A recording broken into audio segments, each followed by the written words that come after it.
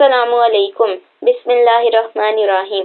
Mathematics science group class 10th 2015-16 session contents algebra and geometry.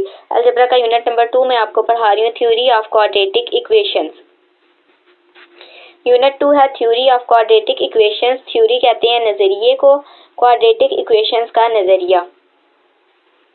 Exercise 2.1 question number 1 है find the discriminant of the following given quadratic equations. नीचे दी गई quadratic equations के हमने discriminant निकालने हैं। हमारे पास सबसे पहले ये जो क्वेश्चन नंबर 1 है 2x² + 3x - 1 = 0, ये हमारे पास फॉर्म गिवन है ax² + bx + c = 0। ये हमारे पास है जनरल और standard form of quadratic equation in variable x। इन दोनों इक्वेशंस को जब हम कंपेयर करेंगे तो a b c की वैल्यूज आएगी। इसका हम सोल्यूशन देखते हैं। इक्वेशन 1 हमने लिख ली, सोल्यूशन लिखा है SOL डॉट a की वैल्यू आई 2, b की वैल्यू आई 3, c की आई -1।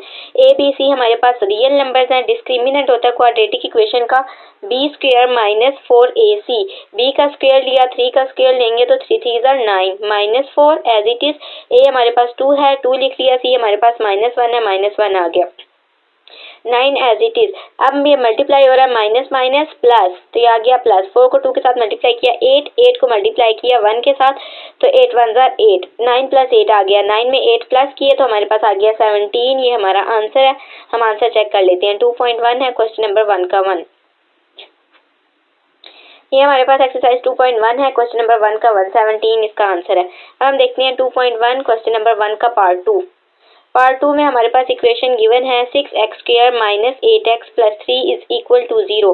ये भी हमारे पास क्वाड्रेटिक इक्वेशन है ax² + bx + c = 0। जनरल और standard form of quadratic equation लिखी, इसको हम इस इक्वेशन 2 के साथ कंपेयर करेंगे। यहाँ से हमारे पास a b c की वैल्यूज आएंगी। क्वेश्चन नंबर 2 हमने लिख लिया, SOL डॉट सोल्यूशन लिखा, a = 6, b = -8, c = 3। कंपेयर करने से आ गया डिस्क्रिमिनेंट होता है, डिस्क्रिमिनेंट का मतलब होता है इम्तियाजी। तो यहाँ पे हमारे पास है क्वाड्रेटिक इक्वेशन का डिस्क्रिमिनेंट b² - 4ac। b का स्क्वायर लिया, -8 का square, minus as it is 4 लिखा, a हमारे पास 6 है, 6 लिख लिया, c हमारे पास 3 है, 3 आ गया, -8 का square, -8 multiply by -8, 8 8 are 64, minus minus plus, तो ये आ गया पॉजिटिव 64 माइनस। अब 4 को 6 के साथ मल्टीप्लाई कर लें 24 मल्टीप्लाई बाय 3, तो ये हमारे पास आ गया 72। 64 में से 72 निकाले, 64 के साथ पॉजिटिव साइन है, प्लस माइनस माइनस, 72 में से 64 गए 8, साइन बड़ी रकम के साथ का तो हमारे पास नेगेटिव है, तो नेगेटिव 8 आ गया। यही हमारा आंसर है। हम चेक कर लेते हैं। 2.1 क्वेश्चन नंबर 1 का पार्ट 2 -8, ये हमारा दूसरा जवाब है। अब हम देखते हैं पार्ट 3। 2.1 क्वेश्चन नंबर 3 है 9x² - 30x + 25 = 0।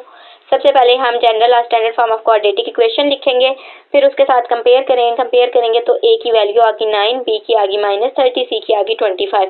डिस्क्रिमिनेंट होता है b² - 4ac। यहाँ से हम ac को हमने मल्टीप्लाई करके लिख लिया, a हमारे पास 9 है, c 25 है, 9 मल्टीप्लाई बाय 25, तो ये आ गया 225।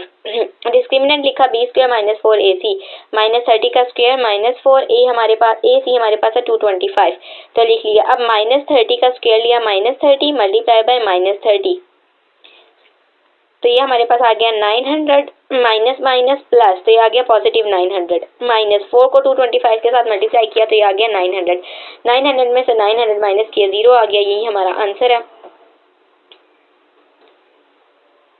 2.1 क्वेश्चन नंबर 1 का पार्ट 3 0, तो ये 0 आंसर ठीक है डिस्क्रिमिनेंट। अब हम देखते हैं पार्ट 4। 2.1 क्वेश्चन नंबर ये part 4, 4x² - 7x - 2 = 0।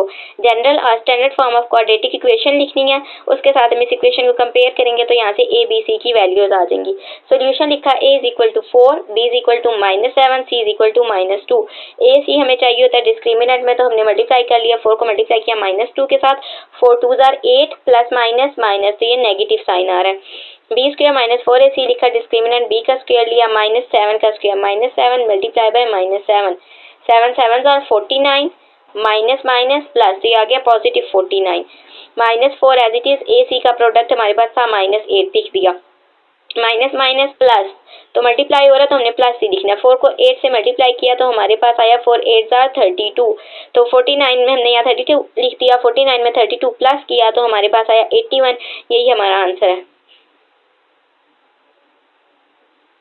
2.1 question number 1 का पार्ट 4 81, ये हमारा आंसर है जो ठीक है।